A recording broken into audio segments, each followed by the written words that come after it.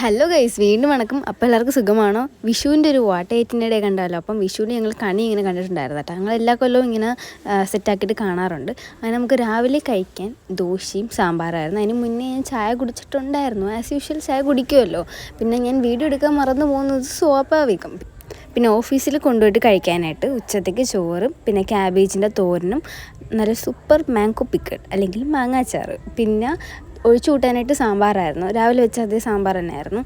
വിഷുവിന് നമുക്ക് സ്പെഷ്യലായിട്ട് അങ്ങനെയൊന്നും ഇല്ലായിരുന്നു. എല്ലാ ദിവസത്തെയും പോലെ തന്നെ നോർമലി ആയിരുന്നു നമ്മൾ ഫുഡൊക്കെ കൊണ്ടുവരുന്നതും കഴിച്ചിരുന്നത്. പിന്നെ വെച്ചാൽ എനിക്ക് ഒരു സദ്യ മിസ്സായി എന്ന് വേണമെങ്കിൽ പറയാം.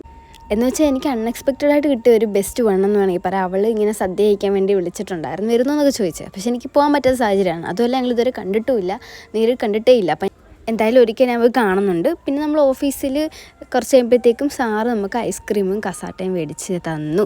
അതായിരുന്നു നമുക്ക് സ്പെഷ്യലെന്ന് പറയാൻ വിഷുവിന്. അങ്ങനെ അത് കഴിച്ച്. അപ്പോൾ അത് ഞാൻ ഇങ്ങനെ കഴിച്ചുകൊണ്ടിരിക്കുന്ന നേരത്ത് എൻ്റെ അവിടെ ഇരുന്ന് കൂട്ടുകാരൻ പറഞ്ഞ് ഞാൻ വീഡിയോ എടുത്ത് തരാം. അങ്ങനെ അവൻ എനിക്ക് വീഡിയോ എടുത്ത് തന്നു. എന്നിട്ട് എൻ്റെ അടുത്ത് പറഞ്ഞു നീ കഴിച്ചിട്ട് സൂപ്പർ എന്നൊക്കെ പറയാൻ.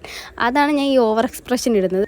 ശരിക്കും ഞാൻ ഈ ഓവർ എക്സ്പ്രഷൻ ഇട്ടതിലും കാര്യമുണ്ട്, വെറുതെ ആയില്ല. കാരണം ഐസ്ക്രീം നല്ല ടേസ്റ്റ് ഉണ്ടായിരുന്നു കേട്ടോ, അടിപൊളി ടേസ്റ്റായിരുന്നു. അതുകൊണ്ട് നമ്മൾ വയറുനിറയല്ല, അത് മൊത്തം കഴിച്ചു എന്ന് വേണമെങ്കിൽ പറയാം. ഐസ്ക്രീം കിട്ടിയാൽ പിന്നെ ആരും കഴിക്കാതിരിക്കത്തില്ലല്ലോ.